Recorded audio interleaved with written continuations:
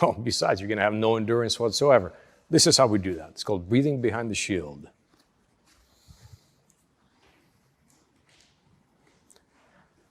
Okay, Mike, speak to me. I am your father. Let's be more I am convincing. your father. Rank, name, serial number. Speak up. I am your father. Okay, thank you, gentlemen. So the idea of this concept is called, in some contest styles, it's called breathing behind the shield, is to be able to maintain intra-abdominal pressure, which is essential for stability of your spine and for your health, and also for your strength, while at the same time keep the oxygen flowing.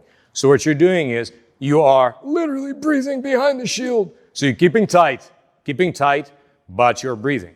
That's the kind of breathing we're going to do in the get-up. Remember also I told you that breath holds make you strong for a brief period of time. So in the get-up, for example, you will breathe behind the shield in this manner, but occasionally when you're making high force transitions, hard transitions, you're going to have this brief breath holds. I want you to think about your breath holds not just as breath holds. I want you to use this Russian imagery of the Valsalva maneuver and have this great imagery. It's an exhalation that hasn't happened. An exhalation that hasn't happened. Exhalation that hasn't happened.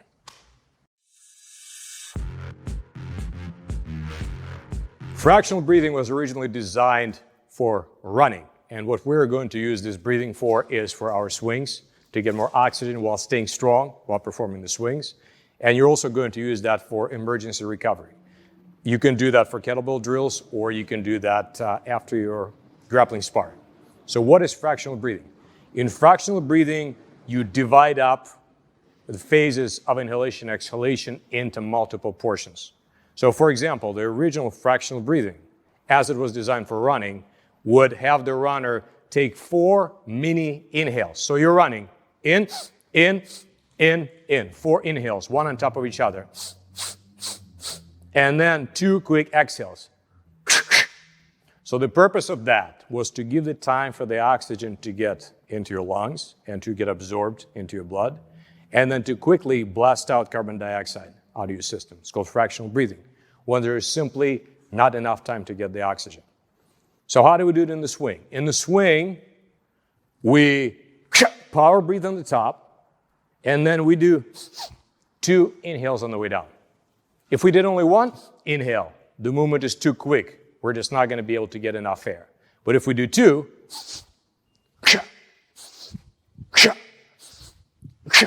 so this is fractional breathing as it applies to the swing. And again, you inhale sharply through your nose, very sharply. Your inhale is so sharp that it looks like you got a nose job. Your nose just gets stuck together. Now, emergency recovery. You just had a very hard sparring session, and you're really sucking wind. And you want to stand like this and go, bad idea. Even though this frees up the diaphragm to work efficiently, this could be really hard on your back. Fractional breathing is much better. What you do is take 4 sharp inhales through your nose and 1 to 2 sharp exhalations through your mouth. So it looks like this. Here you are, you're sucking wind, you're dying.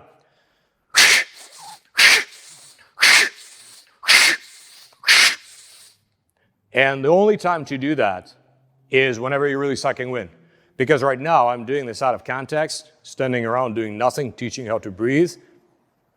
I'm getting all alert because I'm hyperventilating, washing out carbon dioxide. This is not a technique to use under normal circumstances. This is only for emergency recovery. So 2 out very powerfully, 4 in, and trying to expand. Now finally, when things have settled down and you're starting to breathe a little bit easier, then you can switch to a different type of recovery breathing. The best name for it I heard was Darth Vader breathing, because that's exactly what it sounds. And what it is, it's exhaling through a partially closed vocal cords. So what this does is slows down the airflow and exhalation. There are many physiological reasons why this works, and it's outside the scope of this video, but I'm telling you that the following breathing I'm going to show you was tested on Russian grapplers, and they found the recovery was much faster than any other type of recovery. Darth Vader breathing, it's kind of like very low-grade power breathing.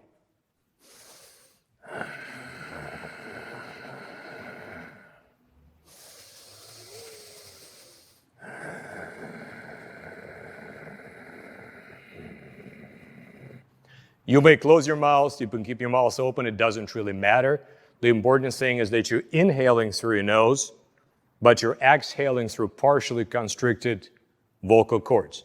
So if you are still kind of sucking wind a little bit after the emergency breathing, make the exhale fairly short, like a 3-second.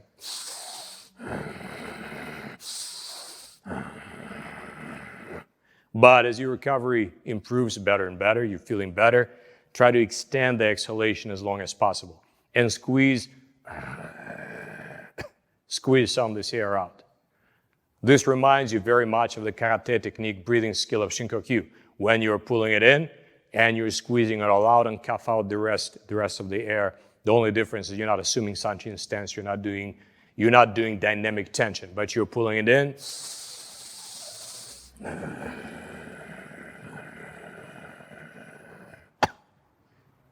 That allows you to clear CO2. This allows you to calm down. This allows you also to train your respiratory muscles, so your exhalation muscles are just as strong as your inhalation muscles.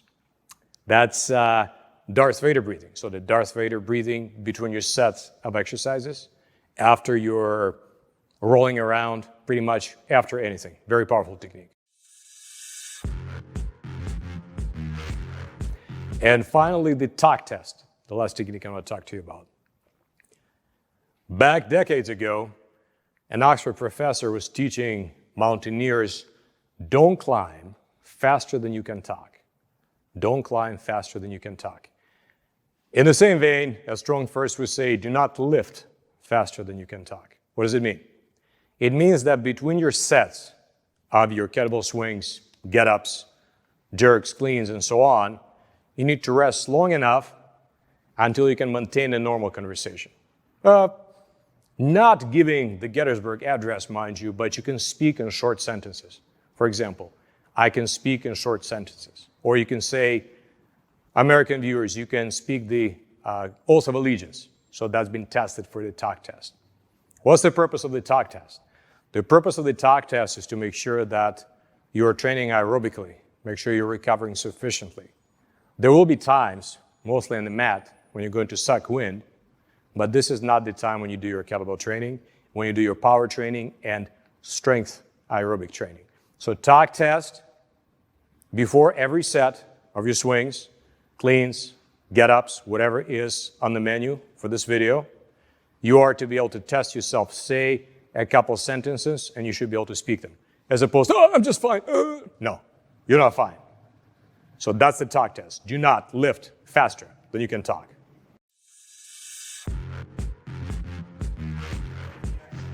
We are going to speak about kettlebell training safety.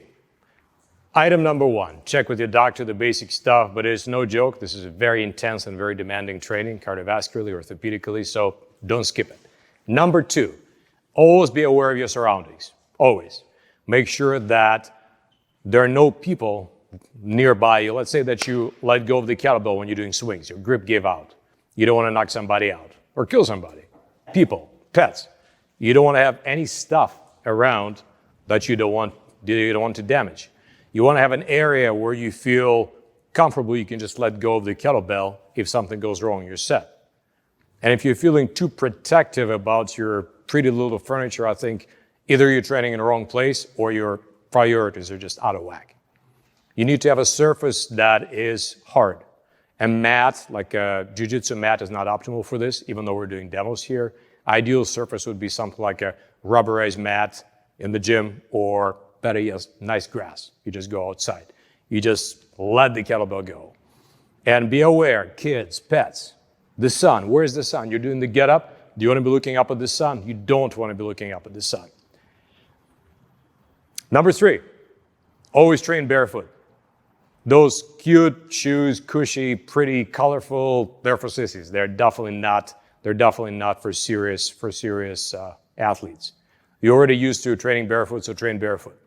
Yeah, you could use bare flat shoes as well, but since you're used to training barefoot, just stick with that.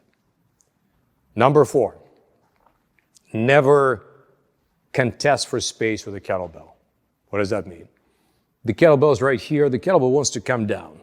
Let's say you're losing your get up. Your grip is funky. You feel something uncomfortable. You decided to drop it. Don't fight it. Step out. Get out of the way. Do not contest with a kettlebell. And remember that quick feet are happy feet. Number 5, practice all safety measures at all times.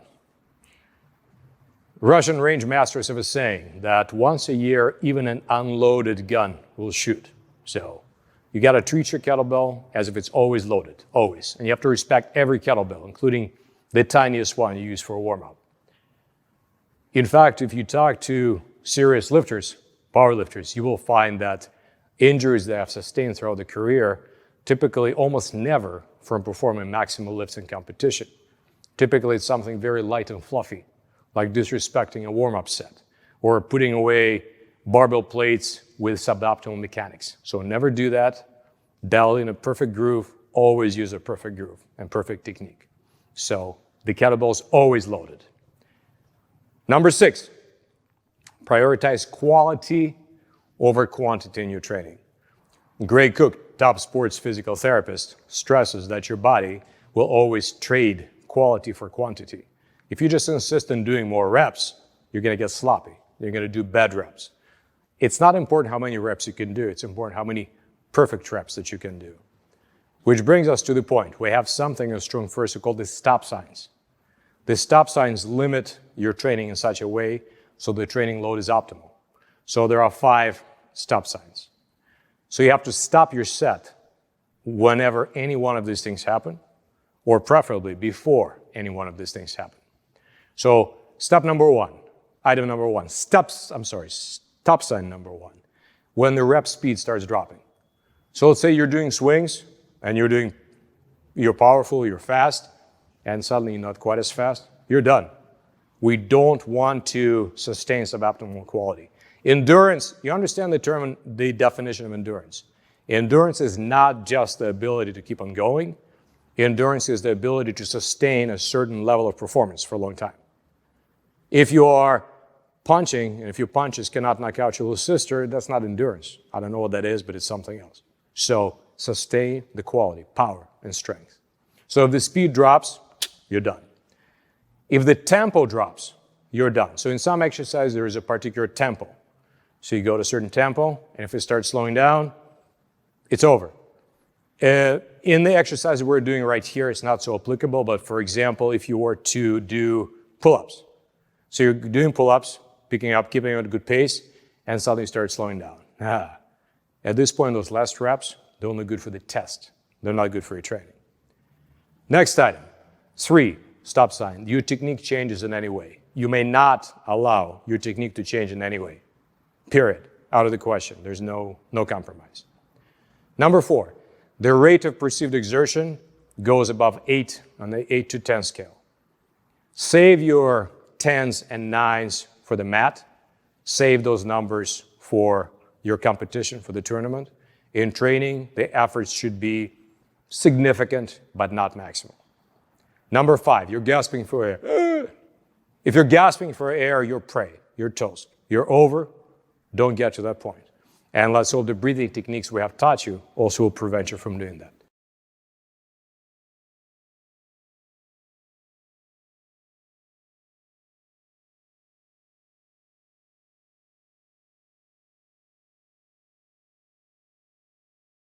So in summary, remember all the stop signs, and don't forget that the kettlebell is always loaded.